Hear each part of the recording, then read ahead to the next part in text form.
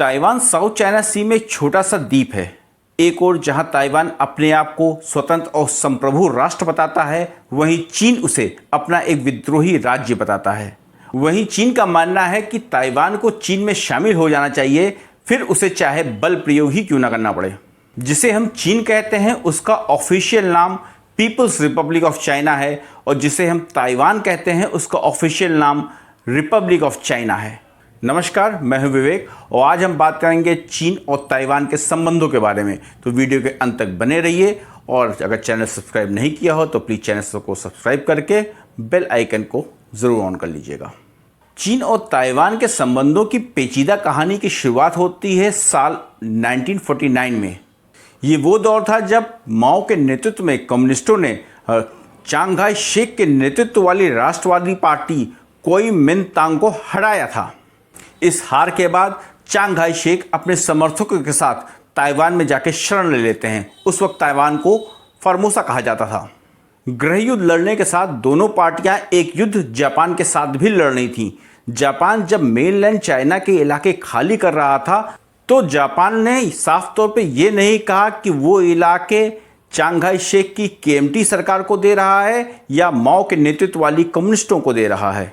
चूंकि वहां पे केएमटी की सरकार बनी हुई थी, इसलिए केएमटी सरकार हमेशा से कहती रही कि मेनलैंड चाइना पे उसी का अधिकार माना जाना चाहिए, क्योंकि 1911 के राजशाही के विरुद्ध जो रिवॉल्यूशन चीन में होता है उसके बाद से ही वहां पे केएमटी की सत्ता स्थापित हो जाती है। अब प्रश्न ये उठता है कि जब कम्युनिस्टों ने पूरे मेनलैंड चाइना पे अपना अधिकार जमा लिया था और चांग हाई शेक अपने समर्थकों के साथ फॉर्मोसा आइलैंड पे चले गए थे, जो अब ताइवान कहलाता है, तो उसी वक्त माओ ने फॉर्मोसा पे आक्रमण क्यों नहीं किया? तो उसका कारण यह है कि मेनलैंड चाइना पे जब माओ ने अपना अधिकार जिस वक्त किया, उस वक्त चीन के पास नौसेना ना के बराबर थी, और यही कारण है कि उस वक्त माओ ने फॉर्मोसा आइलैंड्स पे अपना अधिकार नहीं किया। शीत युद्ध के दौरान अमेरिका और अन्य पश्चिमी देशों का ताइवान को भरपूर समर्थन मिला। सारे अंतर्राष्ट्रीय संगठनों में और यूएन में भी ताइवान की ही हिस्सेदारी थी। लेकिन फिर हालात में बदलाव आते हैं। 70 के दशक की शुरुआत में अमेरिकी डिप्लोमेट हेनरी किसिंजर की एक गुप्त चीन यात्रा ने सब कुछ बदल दिया। चीन और ताइवान के प्रति अमेरिका के रुख में बदलाव का एक बहुत बड़ा कारण विशेषज्ञ बाजार बताते हैं। 70 के दशक में इकोनॉमिक ग्रोथ रेट देखें तो अमेरिकी कॉर्पोरेट नए नए बाजारों को खोज रहे थे। एक और मेनलैंड चाइना की आबादी जहां 600 मिलियन थी, वहीं पे ताइवान की आबादी मात्र 18 से 19 मिलियन थी। अमेरिकी कॉर्पोरेट ये चाहता था कि अमेरिकी सरकार मेनलैंड चाइना को मान्यता दे, और उसी के बाद हम ये देखते हैं कि अमेरिकी कंपनियां चीन में मैन्युफैक्चरिंग को आउटसोर्स करने लगती हैं। मौजूदा दौर में चीन के उदय के साथ दुनिया के बहुत सी कम देश हैं जो ताइवान को मान्यता देते हैं। ये चीन सरकार की ताइवान के प्रति आक्रामक नीति का परिणाम ही है कि दुनिया के मात्र 18 या 19 देश ही उसे एक संप्रभु और स्वतंत्र राष्ट्र की मान्यता देते हैं। वो भी हैसियत में और आकार में बहुत ही छोटे हैं, जैसे हैती, अल सल्वाडोर, पैराग्वे। कूटनीतिक तौर पे अलग थलग पड़ जाने के बावजूद ताइवान की गिनती एशिया के कारोबारी देश के रूप में होती है। कंप्यूटर प्रौद्योगिकी के उत्पादन के मामले में वह दुनिया का एक अग्रणी देश है और उसकी एक बहुत ही मजबूत अर्थव्यवस्था है। फिर सवाल उठता है कि भारत जैसे देश ताइवान के साथ रिश्ते क्यों नहीं रखते हैं?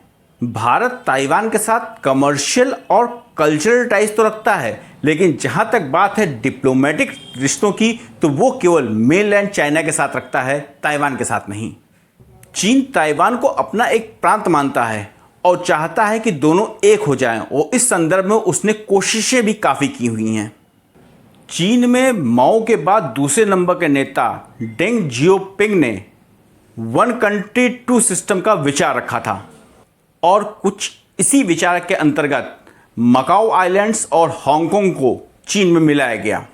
हालांकि मकाओ आइलैंड्स और हांगकांग आज चीन का अभिन्न हिस्सा है, लेकिन उन दोनों को आज कुछ सहूलियतें दी गई हैं, जैसे हांगकांग की अपनी पुलिस है, अपना झंडा है और अपनी अलग करेंसी है।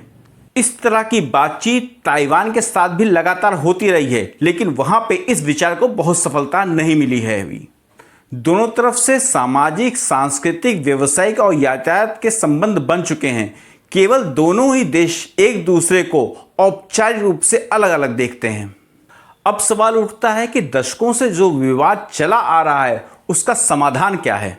विशेषज्ञों की माने तो आने वाले समय में एक राज्य दूसरे राज्य से कैसे जुड़ते हैं इसका बहुत महत्व नहीं रह जाएगा। महत्व क्या रह जाएगा कि पीपल टू पीपल कनेक्शन कैसे बनता है, लोग आपस में कैसे जुड़ते हैं, इसका महत्व रहेगा और ये राज्यों को जटिल मुद्दों को सुलझाने में मदद भी करेगा। चीन और ताइवान के रिश्तों की दुनिया में कोई दूसरी मिसाल नहीं है। दोनों ही देशों के नागरिक समान सांस्कृतिक, भाषा और इतिहास को साझा करते हैं, लेकिन अलग अलग राजनीतिक व्यवस्थाओं की वजह से पिछले 70 सालों से ही अलग अलग हैं। ताइवान एक लिबरल डेमोक्रेसी वाला देश है, वहीं चीन वन पार्टी सिस्टम वाला देश है और यही पेच है। वीडियो पसंद आया हो तो वीडियो को लाइक और शेयर ज़रूर कीजिएगा। चैनल को सब्सक्राइब करके बेल आइकन ज़रूर दबा दीजिएगा और कुछ सुझाव हो तो कमेंट सेक्शन में ज़रूर मेंशन कीजिएगा। नमस्कार।